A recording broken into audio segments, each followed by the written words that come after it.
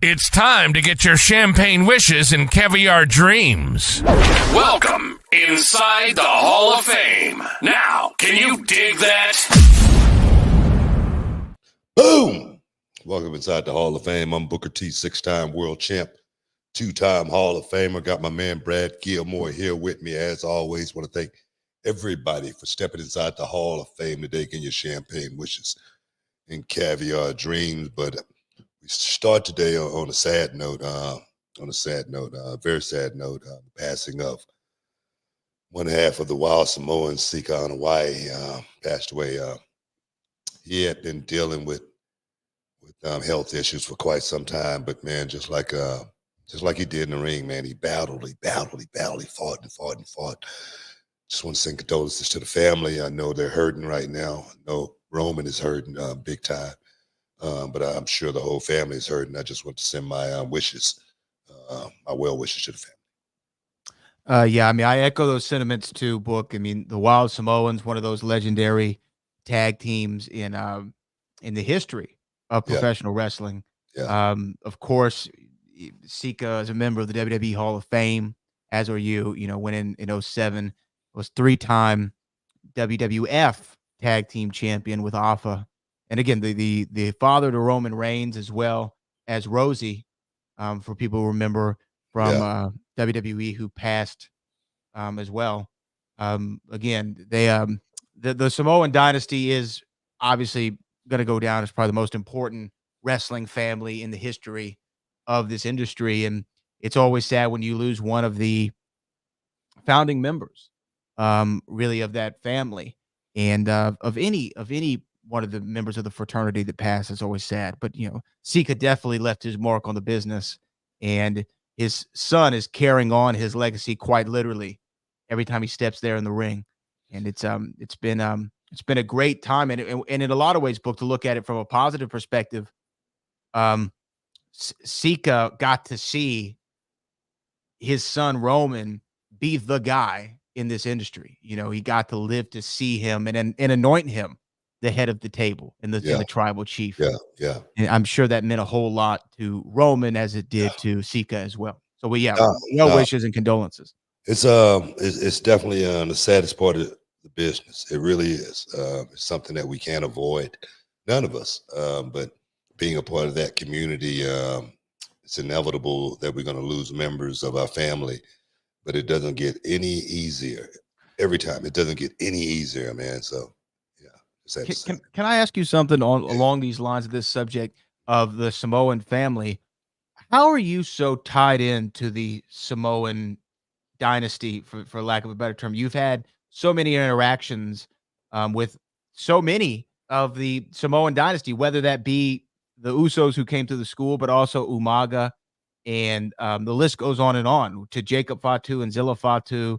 A lot of the Samoan dynasty has also rubbed elbows with the head of the Huffman household. So how has this happened? How did it happen that you were so tied in? You know what, man? I think it's just the respect that we've had over our years, starting with Rikishi. You know, I think that was my first real introduction to the family was Rikishi. And Rikishi and we've always been like cut from that same cloth. It's been business, and then when Jimmy and Jay, got their start, first place they thought about sending them was reality of wrestling. And the thing is, I think just by me doing Jimmy and Jay right, definitely set us on a path toward, now it's, stronger than ever. I mean, I'm a big fan of Jacob as well, making his way in there. But I think it's just the respect that we've had over the years for each other for what we do in the ring as well as out of the ring. Because Rikishi's one of those guys, you may not see him on television on a weekly basis like you see me, but that dude's grinding, man. He's grinding on a weekly basis, man. He's taking care of his family. He's a family guy, such as I.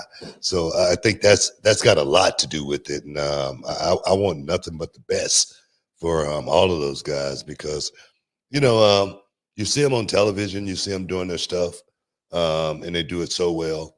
But the times you don't see them, and as far as the behind the scenes stuff, coming up in life, having to pay the bills just like you do, the struggle, man. I look at Jacob Fatu, and I was talking to him just a couple of days ago, and I said, man, I don't know if I could have did it if I had to take your route. You know what I mean? Because you had to grind on all of those independent shows. I had a regular job, working 6 days a week, and I would go do TV 1 day a week, and that was it for me. This dude was grinding out there for years, day in, day out, and I've seen him almost. I don't want to put his business out there or anything like that. Don't do it. but I've seen how much he cared for his kids and his family, and how hard he's been willing to work to get to that point to try to stay on that straight and narrow. Man, it's real. It's real as it can possibly be. So that's why I think we connect because I'm cut from that same cloth. I was a guy who made a lot of mistakes, who had to rebuild myself, who had to get somebody to trust me. And that part right there was the biggest part, was getting somebody to trust me, because you shouldn't have trusted me. You know what I mean? I should have had to earn that respect. And I look at Jacob, I look at Zilla the same way. You got to earn that respect. But once you get it, man, you better hold on to it to the end. And that's what I think we have built more than anything. Well, again, the Samoan dynasty continues to run on, and we have one right now in our school, Zilla Fatu, that I know a lot of people are talking about, and you can see him next weekend at Reality Wrestling Revolution Rising on July the 12th from the Walker, Texas Lawyer Arena. Whoa. You can see Zilla Fatu next week? Yeah. Oh, yeah. Oh, and guess what? Guess who else you can see? Who's that? You can see from Metaphor, my main man, Menza, will be stepping inside the Walker, Texas Lawyer Arena, going down on June 13th, guys. Don't miss out. Don't get shut out. It's going to be awesome.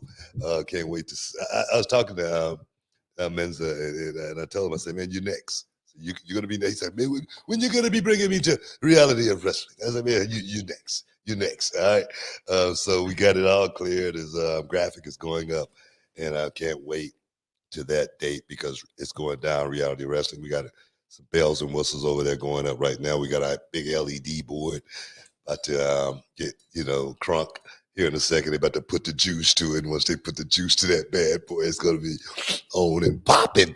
But I'm excited, man. I'm so excited. Just about everything. Reality wrestling actually. Just last week, one of the shows got preempted at 10 p.m. and they put reality wrestling in that slot. And I got so overjoyed. I was like, man, we are. But the time slot is not going to start actually until September 14th. Guys, we're going to have that time slot at 10 p.m., but it's not going to drop to September 14th. Press release will be going out for that as well. Yes. So a lot going out about reality wrestling. Now, before we end this first segment, I do think there was a press release that went out today. that I don't feel like we should bury the lead, man. right? Yeah. Press release did go out today, and right there it's picking up like wildfire, man. It's like in California. You know what I mean? But everything, and when I say everything, I mean everything is burning. You know what I'm saying? You feel me? You know, now That's you one know way what to put it. No, but starting June 29th, Brad Gilmore and Booker T and the Hall of Fame will be debuting on ESPN National. UFC 303 Pereira versus Prohaska 2. It's good. I can't wait, man. I can't wait. Just everything right now is it's an exciting time for myself, exciting time for Brad, as well as the people. Because here inside the Hall of Fame, nothing's gonna change. Nothing's gonna change. It's all about The people. Yeah. It's always going to be about the people. We're excited too to debut nationally on ESPN Radio. Again, we want to thank everybody who made it possible. Of course, Liam, Justin, Stosh, the whole team over there. Looking forward to having our first broadcast, 3 hours live during the UFC 303 coverage. Make sure you check it out on ESPN Radio, the ESPN app, or Sirius XM Channel 80. Also, you can listen to it right here on ESPN 97.5 and 92.5, as well as 102.5 The Game in Nashville. Both of our local affiliates will be broadcasting the ESPN coverage, and we're just really excited to get things started. Book, I feel like for people watching us on YouTube, I had to update a little something. And if you look at the screen right now, look at that. Boom! Had to throw in the ESPN Radio national logo as well. Look at that, all those places they can hear us. It's a beautiful team. Thing. It's a beautiful team. And we're gonna have a special guest fight analyst for Saturday night UFC 303. Demetrius Mighty Mouth Johnson will be stepping inside the Hall of Fame to give his expert analyst perspective. So I'm excited, man. I'm so excited, man. I just went up 3 octaves. Hey guys, stick around. You're in the Hall of Fame. We'll be back in a minute. Can you dig it, sucker? And this episode is sponsored by Blue Chew. Guys, let's talk about it. Let's talk about sex. Hey, you remember when you was always ready to go? I'm talking about strapping the rocket on it, man. Going straight to the moon. I'm talking about getting it done. If you want that extra confidence, I got something for you. Listen up.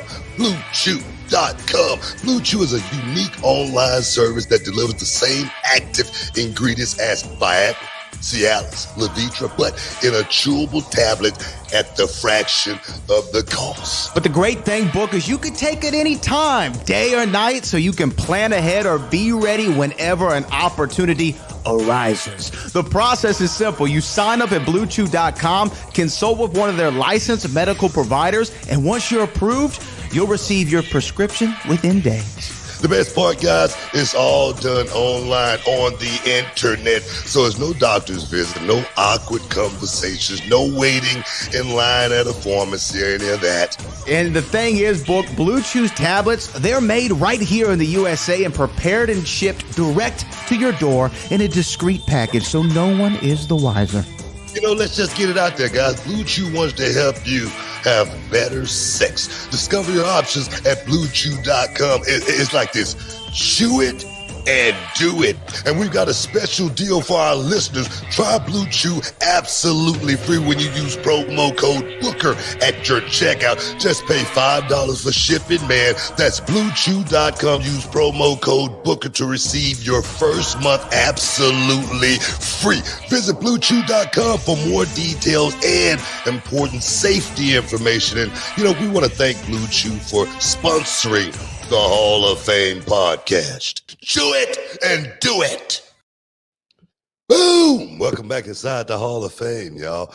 It's a lot going on in the world of sports and entertainment, of course. But I was just wondering, just want to get your take. Did you check out the last edition of Who Killed WCW? Oh, yes, I did. I did get to watch Who Killed WCW. Did you like it? How'd you like it? Can I be honest? Yeah. I didn't care for it. You know what? Being honest. You know what? I was just going to say the same thing. You saw it too? I saw it, but the last episode didn't have any pop. It seemed like it went out like, you waiting on the big boom from the fireworks and nothing happened. I don't think anybody really wanted to hear from the execs. I think that's probably what it was. A lot of corporate perspective. Yeah, because I will say this: the first 3 episodes, I will say I was hooked. Like I Yeah, was hooked on this, and yeah, the fourth one, it felt like just a big wrap up. You know what I mean? Like, hey, yeah. we're gonna cover this little corporate espionage angle, conspiracy thing Mhm. that Bischoff was talking about. We're gonna talk about the sale and the merger and the da da da da. Da. As a wrestling fan, I didn't care about that at all. I would Um, have wished there was a bunch of wrestlers just lying, making up let's stuff. you know what? I would have liked to see like Tales from the Territory WCW. You know what I mean? Like, you know what I mean? That's what I'm saying. That's Like, exactly what I'm saying. like, come on, It man. just Nobody in this whole story lost an eye. No one got stabbed. Like, what do you mean? I want to give me some drama. Come on. You hear me, Manny? Do you hear me, Manny? nah, man. I felt the same way with the execs because none of those guys were like entertainers, stars, or anything like that. And the thing is, it seemed as if they were telling the truth, Yeah. right? Yeah. I mean, Uh, sure. It seemed like they were telling the truth. And the thing is, don't nobody want to hear that. Give us a little sizzle, man. We don't want a It's, little sizzle with the steak. it's wrestling, man. It's wrestling. The story is to be embellished, and they did not embellish that damn last episode for me enough. I'm serious. I No, I felt the wanted a same little way. bit more. I wanted a little bit more. You know what I Yeah, mean? And you know what? I wanted a little bit more, honestly, from like the only boys that you really heard. You heard a little bit from Goldberg, but not a lot. You heard a little bit from Booker T, but not a lot. You heard a yeah. little bit from Dallas Page, but not a lot. A little bit from Kevin, but not a lot. I would have liked to hear more. You know what I mean? I I wanted to tell hear you what, more from the boys. I'm finna start asking more for these interviews, man. Because if that's all they're gonna use, and they paid me that much, I can get more. We can set you up with some shoot interviews, brother. You know, if you make a couple money. Um, but in all honesty, the thing about it is, and I understand because in the final chapter, they essentially said not one thing killed WCW, it was a multitude of things that killed WCW. And that is true. I mean, it is several things that led to the ultimate demise of WCW. The Agreed. one thing that they didn't really discuss, but I guess they did with the Russo angle. But to me, how do you not talk about the WWF and their ascent after that 83 weeks to a new level as what also contributed to the decline in WCW, right? I mean, don't you think that that had something to do with it? Like y'all were kicking their keister for You know almost what? 2 years. You know what? I really don't. I don't think it had You don't anything. think so? Well, reason why I don't think it had anything to do with the demise, just because listening to the execs talk about they were going to pull the plug, pretty much anyway, just because the company wasn't making any money. I don't think did they make any money in that 83 weeks? They would have had to made. I mean, well, no, yeah. You know what? They had to. They talked about WCW started making $200 million a year. Well, we heard the When one would they have exec. done it? Well, we heard the one exec say that they haven't made any money at any point in time other than a couple of years. A couple years. So Well, it had to be that 83-week stretch. I don't maybe It's perhaps I almost two don't know. years. I don't Yeah. know. I don't know. But I think you know the plug was going to be pulled no matter what. So at the end of the day, yeah, you're right. WCW was trending in a direction that it had to. Now, let me ask you this. Are you surprised? I'm sorry. I'm sorry.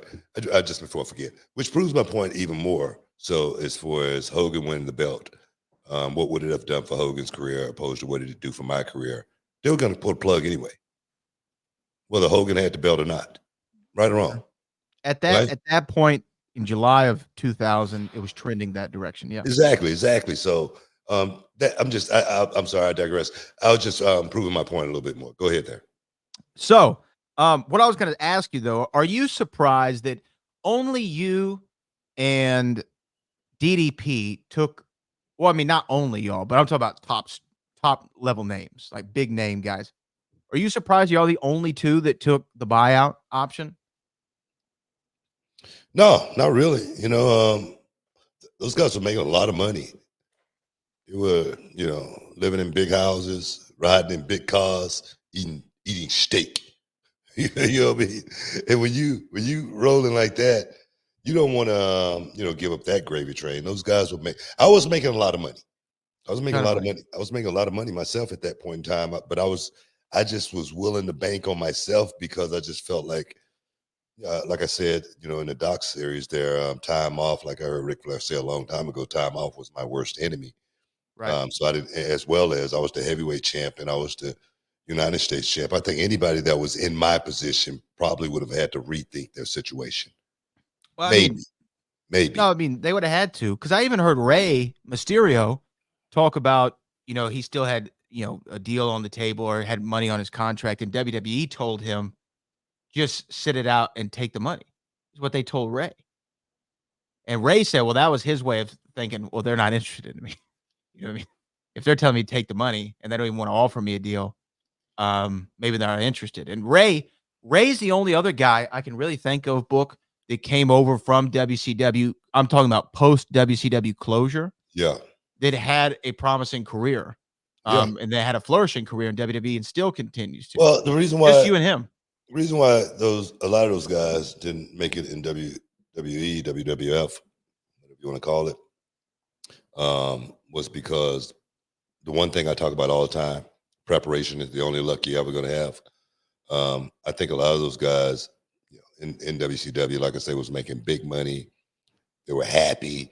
They didn't have to really work that hard for it.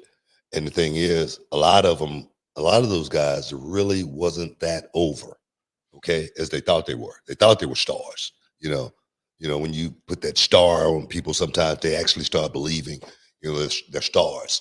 And then when the bottom fell out, they realized, damn it, where are we going to go now? What we going to make this six figures now? And that right there, I tell people all the time, they don't have a whole lot of six-figure jobs out there that they're just giving out, especially the professional wrestlers. It's just not the way it is. And I think a lot of guys were just not ready for that company to go under as swiftly as it did. I don't think anyone saw that coming.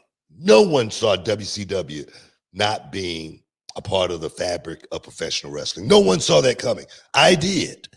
For some reason, I could foresee that company going under, and I could see it going under quick. I didn't know it was going to sell or anything that quick. We didn't know the company had been bought or anything like that. None of us knew this. Right.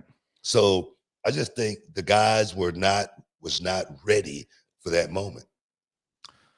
Well, you know what? I mean, you could absolutely be right, and you have a better insight than anybody would, because you're the only guy who came over when it closed that had any kind of career to speak of at a high level, in the main event scene.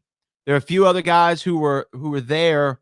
Another name that actually does come to mind is Chavo Guerrero, but Chavo, and I think he's definitely earned his place in wrestling history, but not a main event guy coming in. Yeah. And Rey, even when he came in, wasn't a main event guy for several years afterward. You're the only guy who came in at the main event and stayed there, essentially your entire run, which is a testament to where you were at the time and your skill level, and the people loving themselves some Booker T, right? Hey man, it's all about the people, bro. I was damn good. I was damn. That's why I made it. I'm gonna tell you right now why I made it. I'm gonna tell you this. Well, let me cut you off for 1 second. Let me cut you off for 1 second. So I think I told you this recently. I've been watching Bret Hart matches because I've always been a Shawn guy. Yeah. So I was like, let me go really give Bret his due, because I know how great he is, but let me watch him. And I watched you and Bret the other night, and I'm watching it on my phone. It was on clips from YouTube. I'm watching it on my phone, and I'm in bed, and I turn to the missus, and I just go, damn, Booker's really good. I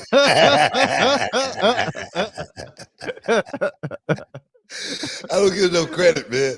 I don't give enough credit for how good I was. I was really good, man. I was really good, and that's the reason why I made it in WWE. It's the reason why I'm still there. I know my job. People talk about my greatest match, Booker T and Stone Cold in the grocery store, which for me is a great honor. We went out and did our jobs. I knew my job. He knew his job, and we created some great magic. And more than 20 years later, people are still talking about how much joy that one match brought them. For me, that's a pat on the back. Stick around, guys. You're in the Hall of Fame. We'll be back in a minute. Hey everybody, Brad Gilmore here with the one and only Booker T, and today we're not just talking about wrestling, we're talking about something that's changed the game for both of us personally, and that's Mando whole body deodorant. Yeah, that's right, Brad. You know, the most valuable thing in the world could be that #1 draft pick or home field advantage throughout the playoffs. But you know what's second? Time. Absolutely, Book. And let me tell you, managing body odor, that used to eat up a lot of time. Always worrying about it, especially around midday, but not anymore since we started using Mando. Yeah, but tell them why, Brad. Well, Mando isn't like those other deodorants that just mask the odor with heavy fragrances. Mando stops odor at the source. It blocks bacteria on your skin from breaking down sweat, which, by the way, is what really causes that BO. And it's clinically proven to control that odor for up to 72 hours. Now that's long-lasting, man. It really frees up so much time. Since switching to Mando, I've even perfected my half-court shot, believe it or not. Man, that's awesome. And let me add, I've been using Mando everywhere. Pits, grundles, and even those stinky crevices. We all got. It's aluminum-free, cruelty-free, dye-free, and vegan. Designed by a doctor who knew what was up about body odor, man. And for our listeners, we got something special. New customers can get $5 off the Mando starter pack. That's over 40% off. Just use our code BOOKER at shopmando.com. That's shopmando.com. Use shopmando.com. Check out their starter pack. Brad and I would not steer you wrong. With Mando, you're really taking care of your body odor anywhere and everywhere. Give it a try and let us know what you think. All right, now back to wrestling. But remember, control your body odor anywhere, anytime with Mando, and save big with the promo code Booker at shopmando.com. Boom! Welcome back inside the Hall of Fame, guys. I want to make sure I remind everybody to check out myself and Brad Gilmore debuting on June 29th, UFC 303. Barrera versus Prohaska. The Hall of Fame, baby. Don't miss out. Don't get shut out. If everybody notice, I'm a little bit more laid back, a little bit more subdued today. We national now, baby. We national. That's right. So I got to make sure I'm cool, calm, and collective. I'm still going to give you the same vibe, all right? But I just got to make sure everything right. And when I say everything, What do you mean? I mean everything. Well, you know what? Yeah, again, that's going to be live during UFC 303 coverage on ESPN Radio. If you listen to us in Houston on 97.5, 925, if you're one of our Nashville faithful who listen to us on Saturday morning, that's right. You can hear us later on tonight on 102.5 The Game. Shout out to Chase as well over there in Nashville. And BT, also want to shout out some of your cohorts who wished us or who congratulated us on the news, including Big Kevin Nash, Yes. Trish Stratus, and Bun B, all giving us shout outs and congratulations. And there's more others, but yeah, just want to give them a shout out for shouting us out. You know what I mean? That's how it goes. Big time. We're big time, baby. I mean, come on, man. We big time. All our super shatters, man. We're gonna take care of you guys. We haven't forgot about you. Because this show, what is it? It's all about the people, man. It's all about the people. And you know what's funny? I want to say this real quick because the news broke in Sports Illustrated. Shout out to Justin Barrasso.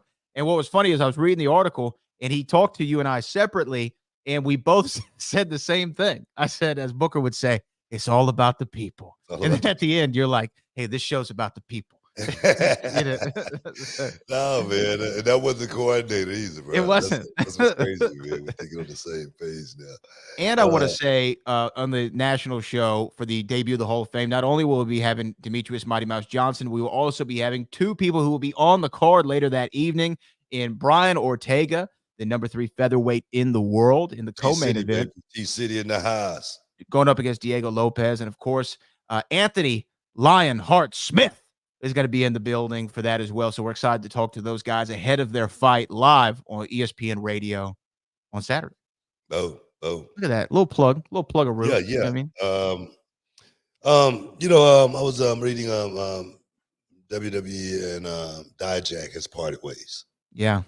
I got a chance to spend a lot of time with Dijak in NXT.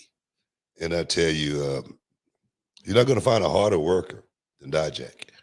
That dude was almost like indestructible. I'm serious, man. He go out and have some of some of the craziest matches. I'm talking about where chairs are flying, tables are breaking, over the top rope, through the announce desk. And he come out with nothing more than a scratch every time. And I used to caution him all the time. I used to be like, Dijak, man, you need to dial it back a little bit, man, just a little bit. But he just couldn't. That was just his style of work. He was moved from NXT to the main roster, I guess, a couple of months back, and maybe After 3 the draft. months, 2-3 months, and now. To find out Dijak and WWE as party ways. I'm gonna tell you right now, Dijak is not gonna have any problem finding work in this business. You're not gonna have to worry about that guy as far as him having a job or anything like that. He's one of the hardest workers I've ever seen in this business, and his talent pretty much speaks for itself, man. He can go out there and work with anybody. So I'm hoping for Dijak to be right back on track here in no time soon. Wishing him a whole lot of luck as far as his future goes. Dijak, as far as his run in NXT, again, he was kind of he was a guy who I think almost went against the norm of today's wrestler. Would you say, just based on his size, his look, the way he worked? He was more reminiscent of somebody from a generation prior, but in the best of ways. I mean that in the best of terms. You didn't see a lot of dominating big guys like him who then could turn on the athleticism. And you're like, where's this guy coming from? Because I will tell you this. I was there in the building for NXT Stand and Deliver this year in Philadelphia. What a hell of a match. And the match that he, Obafemi, and Josh Briggs had, that triple threat for the NXT North American Championship, when I look back at the show, was the best thing that night. It was a monster, man. It was I can't imagine what it was like to call. You were probably drained after that match. Oh, man, it was a monster. It really was. So good from bell to bell. 3 big dudes putting on a clinic in this industry. Yeah. And when Dijak got called up to Raw, I was excited because this is a guy who, remember, he was T-Bar, right? And he and Mace had a little run together. It never fully clicked on the main roster during that run.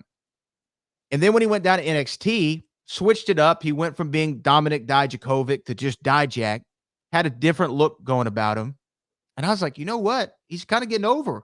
He's getting over with the people. He's getting over with me. I was looking forward to Dijak matches.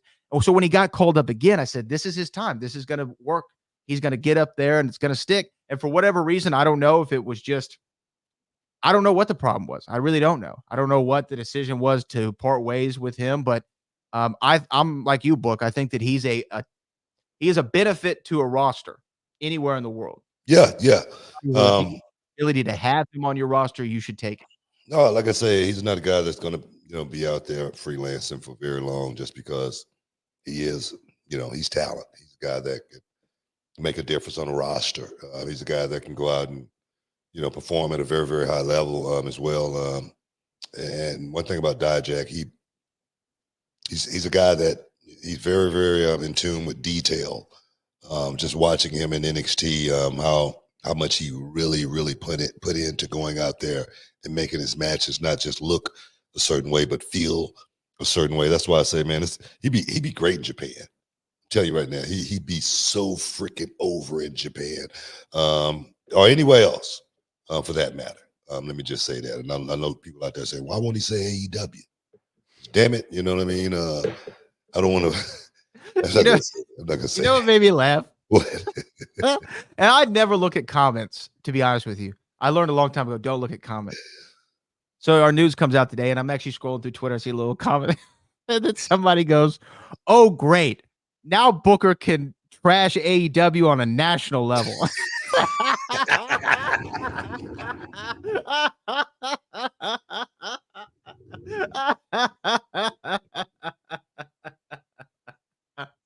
I gotta admit, that was pretty funny. Oh my God. I'm not trashing AEW. Ever. Okay. Damn it. I'm not gonna trash it. I mean, they had a low number last week. Yeah. Did we trash the number here inside the Hall of Fame? Or did we make try to figure out why? Exactly. Did we make recommendation on how that could be rectified? Exactly. That's what we did. I think that's what we did. That's what we I don't did. think we went down the rabbit hole of this sucks and that sucks and this guy. And I don't think we mentioned that one time. Look. Saying it's hard to watch a show that is where every match goes out there and tries to do a 5-star match is not a burial of a company. It's saying let's have some ebbs and flows in there. Maybe that's the reason why people that's not trashing anything. That's like just saying like maybe this is part of the reason why audiences are falling off. It's hard to go out there and watch. For me, I think we were talking about the moments.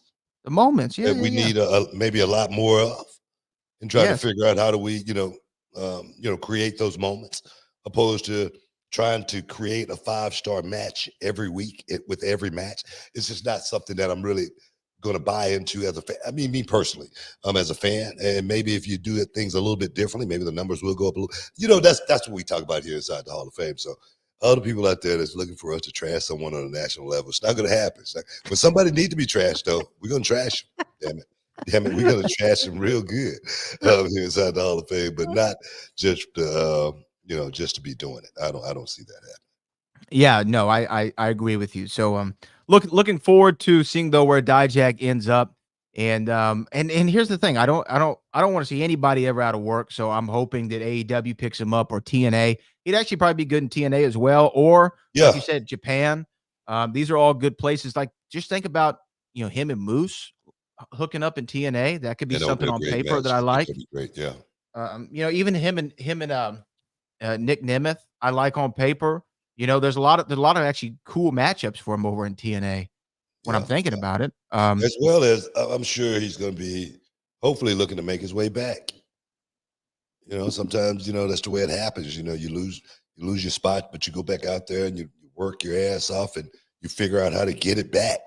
And I think Dijak definitely has that mentality. I don't know if he's going to, come back or not, or even if he wants to come back, but I know this guy has the work ethic to pretty much do it if he really wanted to. I really believe in Dijak because I got a chance to watch him up close and personal and become one of those guys that had words with me. I used to speak with him on a regular basis about going out there and playing it safe, but getting it done. Stick around, guys. You're in the Hall of Fame, man. We'll be back in a minute.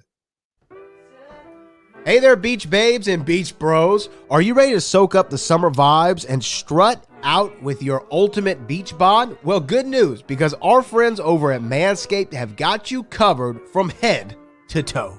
Oh, yeah, Brad. We're talking about the Performance Package 5.0 Ultra, the all-in-one grooming kit that's a total game changer for your summer look, man. With Manscaped, you're not just grooming, you're unlocking confidence you need to turn heads this beach season. Oh, yes. That's right, Booker. And we're talking 10 million men worldwide who trust Manscaped. And because you're listening to us, you get a special deal. 20% off plus free shipping with the code BOOKER at manscaped.com. Let's make this summer your smoothest one yet.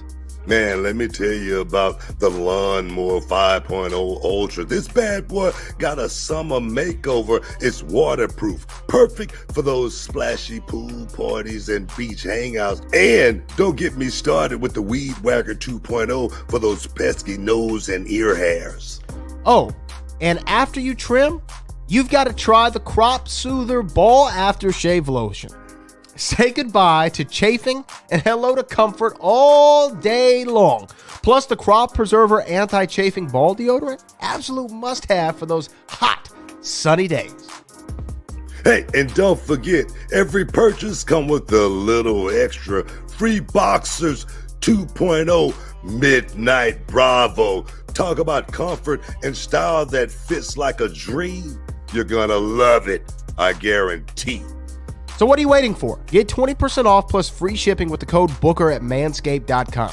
That's 20% off with free shipping at manscaped.com and use the code BOOKER. Yeah, the summer sun is here to stay, so trust Manscaped and keep you looking and feeling cool. Jump on this deal, y'all, and stay groomed this summer with Manscaped. Your beach bod deserves the best.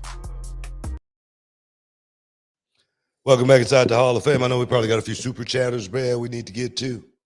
We do. We got to get to the super chatters because this show's all about the people. So let's get to them in order.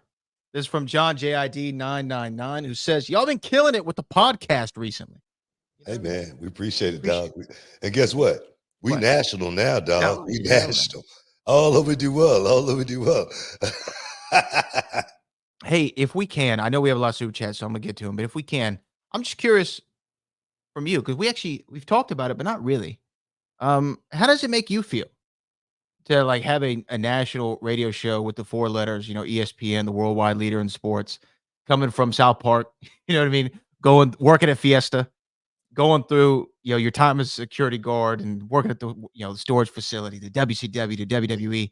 Boom, now you sit here and you got this. You ever think about it? Do you ever take a second? Yeah, man. I think about it every few minutes. No, man. It's amazing. It's amazing what we've done together. More than anything, I think about that. I think about the hard work that we've put in, and sometimes you put in a little bit of work and it pays off. We've been grinding like nobody has grinded before. I mean, we got to give ourselves a pat on the back. We haven't missed a week doing this in years. We didn't phone it in, call it in or email it in or anything like that. We went out and we did the work. And when you do that, man, you got to pat yourself on the back. We appreciate everybody over at ESPN National for giving us a chance, because that's the only thing we're looking for more than anything is a chance, a shot to go out there and shock and amaze the people and give the people what they want more than anything. And that's some great entertainment, great show, great conversation, as well as letting them step inside the Hall of Fame and get their champagne wishes, caviar dreams, baby. But I'm loving it. I'm loving what we've done and what we are building. But the thing is, we cannot rest on our laurels. We got so much work yet to be done. We want to be on TV, man. That's what it's all about. So, man, but it's amazing. It's truly amazing. Also, to be the first show, to my knowledge, in ESPN, or at least on ESPN radio right now, that's going to also cover professional wrestling, in an important and impactful way. I know they've done some stuff before, obviously, during WrestleMania and things like that. Just awesome just to be a part of the ESPN family, the House of Mouse, the Disney family, and bring the show to the people, man. It's kind of a crazy thing to do right now, But, Book, look, hats off to you, obviously, for extending the opportunity to me all those years ago. And then also hats off to Ryan McCredden, AJ Hoffman, Todd Farquharson, always a hard name for me to say, Joe George over there, and Chase McCabe. Everybody who's been a part of the journey of getting the Hall of Fame. Don't forget about Patrick Creighton. And Patrick Creighton. Big props to Patrick Creighton. Don't forget about Patrick Creighton, man. The biggest of props to Patrick Creighton. Most definitely. Yeah. You know what I mean? Pat's always been a great dude. And, you can still hear Pat every single night here in the city, Houston, that is. So we much love to Patrick Creighton, everybody who's been a part of the journey, and the people on YouTube, because the show took another level when we started doing stuff on YouTube as well. It became part of the national wrestling conversation, and now it can be part of the national radio conversation as well. Oh, yeah, man. Oh, yes. We appreciate the people. The thing is, man, I've been such a big fan of UFC, MMA since the inception. And now I get a chance to use some of this knowledge that's been in my head for all these years. So I'm actually really, really excited to have, gotten this far. MMA right now, we do the boxing, of course, the wrestling. That's a triple threat, man. We're a triple threat. We do everything, man. When I say everything, man, I mean everything. Let's keep it rolling. Keep it rolling. Our next super chat here. Can I get a great? That's the wrong. Oh yeah, button. you can get one. You can get one. King Rizzy says, I did care for it because it was a bunch of grown men whining and complaining each other for something I don't think any of them caused. They didn't really say anything we didn't know. Talking about, I think, the finale of Who Killed WCW. Yeah. Everybody wants to call it the death of WCW. Like, I always want to say that. Who killed WCW? Yeah, I didn't care for the finale, but I did like the first 3 episodes a lot. You know what I mean? It was kind of like the Seinfeld finale. It was a bit of a letdown. Yeah. I feel you. This one comes from Data with Kindle. Says Hogan was a part of the 97 Starrcade finish, the finger poke at Doom, and the bash at the beach. He was part of the demise for sure. I think it'd be irresponsible to say that Hogan wasn't part of the ascent of WCW and a contributing factor to its decline. I agree. I agree 100%. Hulk Hogan put WCW on that grand stage. Like Eric Bischoff said, when he made phone calls, people would answer. You know what I mean? When it was time to have meetings, take a meeting, and Hulk was going to be there, that the meeting was made. And I get it. Hulk was a marquee guy. Absolutely. But the finger poke of doom, the moment with myself, I really think was something that could have been avoided. I think those two things are going to be stains on WCW forevermore. It's nothing we can do about that. All right, let's go to for me, there again, I really think I needed it. Let's go to our next super chat here. Mike Edwards, Booker, when you won the WCW title at the last episode of WCW in 2001, did you keep the title at home? Was the title going to be defunct before it debuted in the WWE? Okay, actually, interesting question. Did you take the title home with you? And did they say you were going to come in as champion, or were they saying we're gonna get rid of this title? They being WWF. No. I did take the title home. I kept the title with me the whole time I was champion. Every time I was champ, I kept the title. It went with me everywhere that I went. And when I went to WWE, I was coming in as world champion as well as United States champion. Yeah. It wasn't to be defunct or anything like that. I didn't get any inside. Let's just say this also. I didn't get any insider information as far as what direction the show was going to go. No, any direction as far as my character and where it was going to go or anything like that. Everything for me was pretty much given to me as we went. And I never was in a position, I wouldn't say I was in a position, but I never came to a point to where it was something that I really didn't like or I was opposed to. Just like, say, for instance, they threw the Goldust stuff in front of me. I was like, all right, let's get it done. You know what I mean? The Stone Cold stuff, grocery store, let's get it done. So for me, I was just thinking about, working, performing, as well as trying to expound my knowledge of, the art. Yeah. I think that people are always interested too, like if guys carry the titles home with them and stuff. And to me, I wouldn't want that responsibility. I wouldn't want to lose the title. Man. It's always cool, especially when you're coming through the airport. It's like it goes off. They got to take it out. All the TSA start going crazy. They want to look at it, want to take pictures. You might be trying to sneak something else in. You never know. Mike Edwards says, oh no, that's the one we just read. Callie Toenail says, one time for my son, happy birthday, Dash. Get it in. Well, hey, happy birthday, Dash. Happy birthday. Happy birthday. This comes from Big Soul, who says, hey, King Pika. Question, how did you feel when the pyro went off? Well, in WCW, man, it was cool. But when I got to WWE, it was hot. You know what I mean? I'm serious. You can feel it, your skin getting like real hot, but it was so freaking awesome. It used to pump me up like crazy. That was the base I needed for when I got, that was my, soundtrack. The music was the soundtrack, but the flames, man, boom. Oh, I loved it, man. I want to know how much your entrance cost every time. You know what I mean? That's what I would want to know. How much did it cost for the flames? Because you're the only guy with, well, I guess Kane had flames. Yeah. But not really. Kane only had the flames in the ring after the first year of his career. He didn't have them by the entrance. You're the only guy with flames. How much did that cost? That's what I want to know. I don't know, man. I guess know. Taker had flames late, but that's later in his career. It was a nice little grip, but I tell you, it was definitely awesome. I got a photo downstairs. I'm standing like sideways and the flames going off, and I'm literally engulfed in the flame. It's so freaking amazing. Is that the one of you on SmackDown? Yeah. Oh, it's such a sweet photo. Yeah, it's such a sweet photo. Yeah. All right, this one comes from King Rizzy. King Rizzy with the $50 super chat. Oh, we love you. We appreciate you, King. We appreciate you, King. Yo, Booker T, what's up, dog? What's What do you happening? think about reality wrestling teaming up for talent development, just like NXT does for WWE? Your skills could really elevate TNA or maybe AEW. Would you ever be open to that? Peace, God. I don't know about AEW, of course. I love to work with guys down in TNA. I'm looking to work with Moose real soon. Hopefully, I can have him on my Summer Champions show coming up in August 10th. I think that is.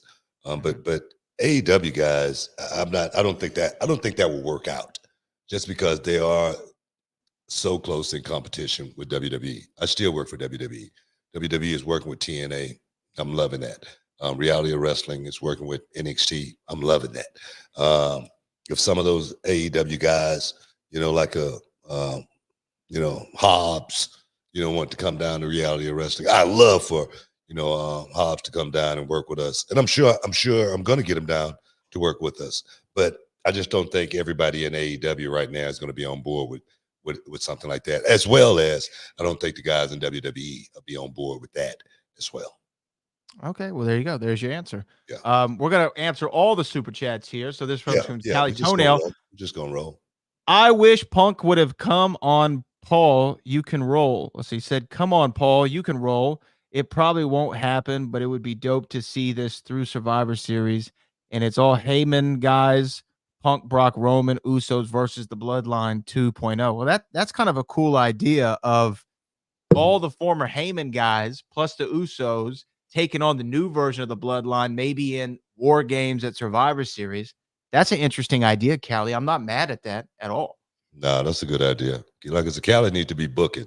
Cali need to be working. You need to send an application, man. I'm serious.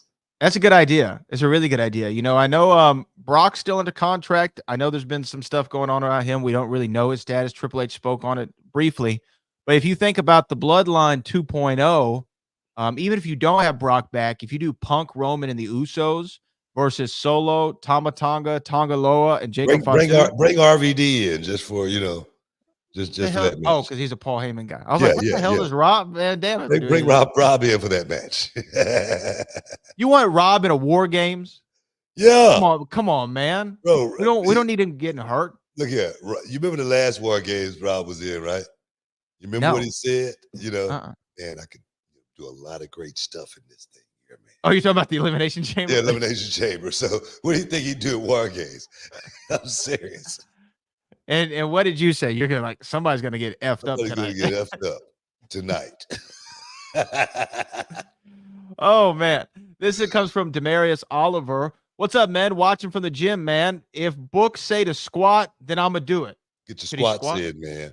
Make sure you get your squats in. You got to work the quads, baby. It's all about the quads, especially when you're out there on the beach. Oh yes, man. And our last one.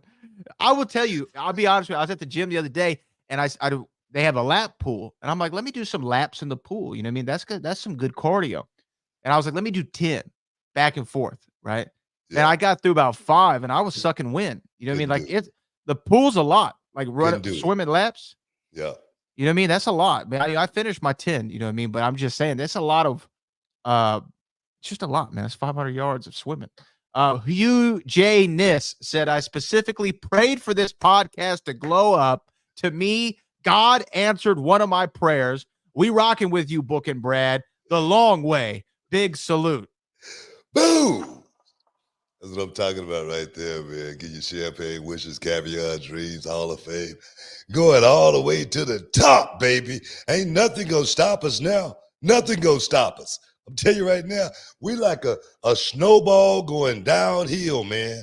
We just about to get bigger and bigger and bigger. So just jump on board. Jump on the ride. Well, that's all our super chats, BT. That's all we got. I want to thank everybody for stepping inside the Hall of Fame today, getting your champagne wishes, caviar dreams, man. I want to thank everybody for all the congratulations and the well wishes as far as what we're doing with Hall of Fame going national. Man, this is big for us, man. And the thing is, I know it sounds cliche, man, but it wouldn't be no Hall of Fame if it wasn't for you guys, man. We really appreciate you guys for representing the Hall of Fame on a weekly, man. We love you. Like I always say, Brad, for the heavy lifting. Peace. We out. We love you.